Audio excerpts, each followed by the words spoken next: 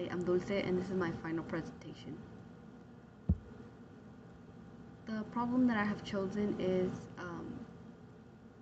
for my career would be teaching, which would be the first problem. Teachers do not have the support backup they need.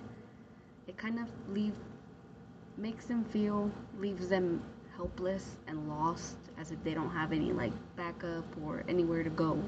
The second problem is the underpaying of educators, where they leave or find other jobs and hope to earn a livable wage. This is a quote from Raise Your Hand, Texas.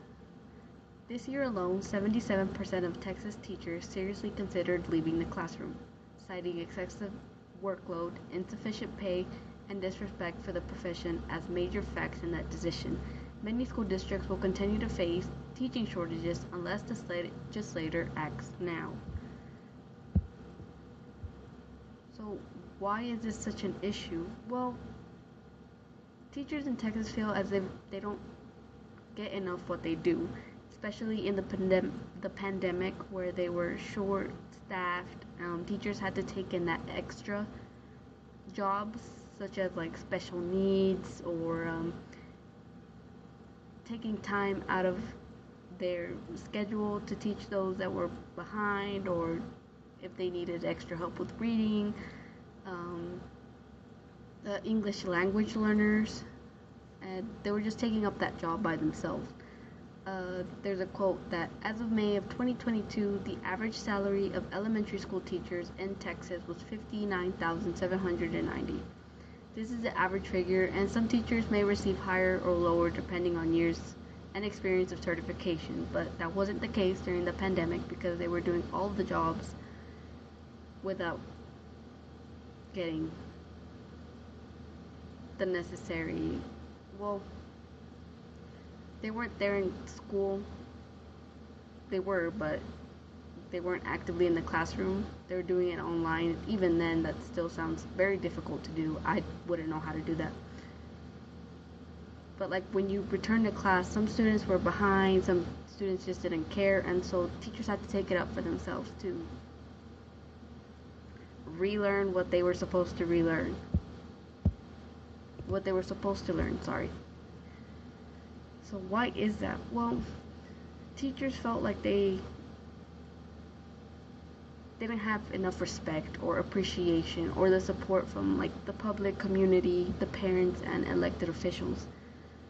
The lack of support from the school administrators was also an issue, and the stress that they were trying to help students with their individual learning and their emotional needs and their behavioral needs, such as special needs or special education needs and English language learners.